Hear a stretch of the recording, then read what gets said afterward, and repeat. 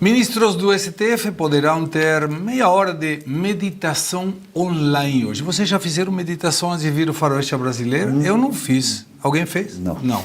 Tá bom. Então, véspera do início do julgamento do presidente Jair Bolsonaro e outros 7 réus no processo da trama golpista. Parece piada, gente, de verdade. Estão jogando o futuro de várias pessoas na análise da liberdade deles.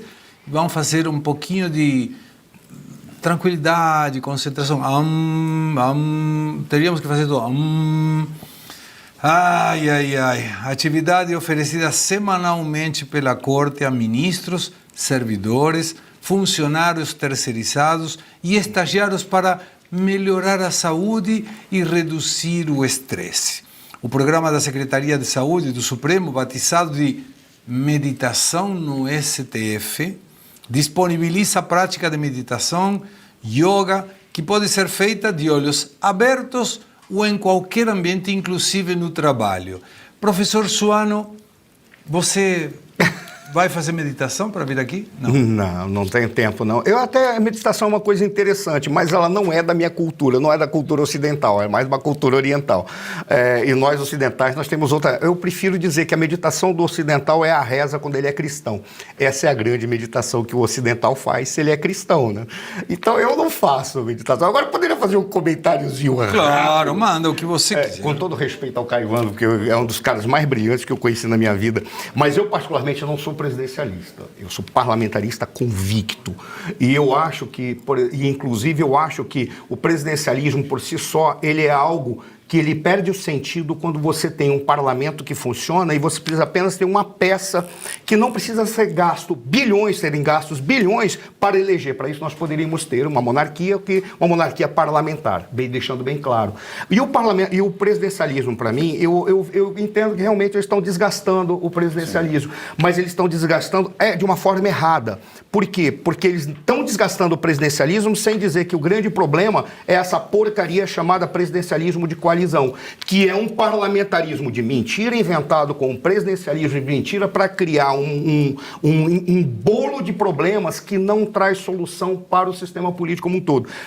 Por que eu disse? Porque eu sou parlamentarista convicto e sou monarquista, como todo mundo sabe, isso é público e notório, mas é que eu não acho a necessidade de ter um presidente da República. Eu prefiro ter um cara que, para chefe de Estado, seja criado desde que nasce e tem uma responsabilidade muito grande, tanto que ele só tem deveres, não tem direitos praticamente, um chefe de Estado quando vem de uma monarquia, e você ter o povo se autogovernando por intermédio de um parlamento. Até com o parlamento nós não teríamos essa porcaria que a gente tem aí, porque num parlamento você tem um gabinete que monta o gabinete e você teria automaticamente a oposição não ficando negociando propostas. Ela apresenta um gabinete sombra, que é para cada projeto de política pública, ela coloca a contraposição para mostrar que pode resolver o problema de uma forma melhor. O parlamentarismo ele é mais racional, mais correto, mais completo. E por isso eu particularmente, essa crítica que eu faço ao presidencialismo. Apesar de concordar contigo na tua análise que realmente é para desgastar o presidencialismo. Graças a Deus.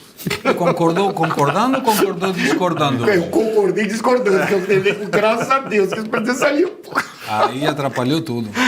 O STF brasileiro tem sido aportado como parte da comunidade jurídica e política no Brasil e no exterior como exemplo único entre as cortes constitucionais e grandes democracias por ter impedido sozinho, sem armas e em tempo real, uma tentativa de subversão do Estado de Direito.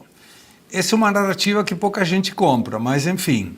Essa vitória institucional e de comunicação, no entanto, não veio sem custos.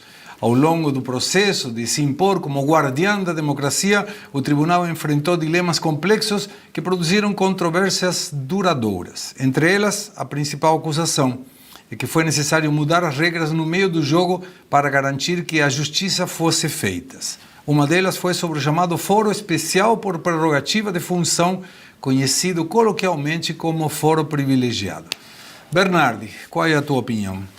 Perceba só, aqui nós temos uma Constituição no Brasil que, aos olhos da nossa Suprema Corte, é inconstitucional. Como assim? Uma Constituição inconstitucional? Sim, sim. A nossa Constituição não é respeitada por aqueles que deveriam guardá-la. Então, é uma Constituição que não tem valor nenhum, né? Na medida em que os ministros julgam como querem. Agora, esse foro privilegiado coloca como reféns os nossos parlamentares. Eles são reféns de uma Suprema Corte que está sempre com a geladeira lotada de problemas, né? Então, qualquer coisa, vão lá na geladeira, tiram e requentam aquilo ali. É o caso do Hugo Motta, por exemplo, que teve o pai lá com problemas na administração municipal. Então, o Hugo Motta é refém. E tantos outros, né? E agora, vamos olhar para os processos que muitos senadores têm, muitos deputados têm, que dormitam nas gavetas ou nos arquivos do STF por tanto tempo. Dormitam, só saem de lá se o senador, se o parlamentar não fizer o que tem que ser feito. Na verdade, está na hora deles fazerem meditação, sim.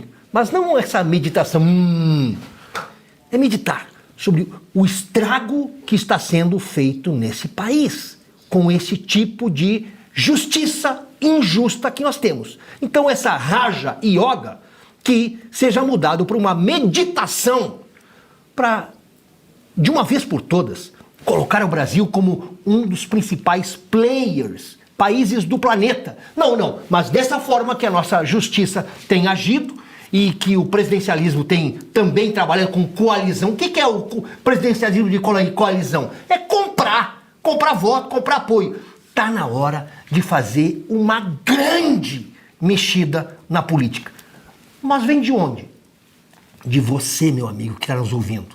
Somos nós, povo, que temos que assumir o poder. Não é nosso o poder que emana do povo? Então, está na hora de nós exercermos. E amanhã, com o julgamento do Bolsonaro, talvez seja uma grande oportunidade de você soltar esse grito que está preso na garganta.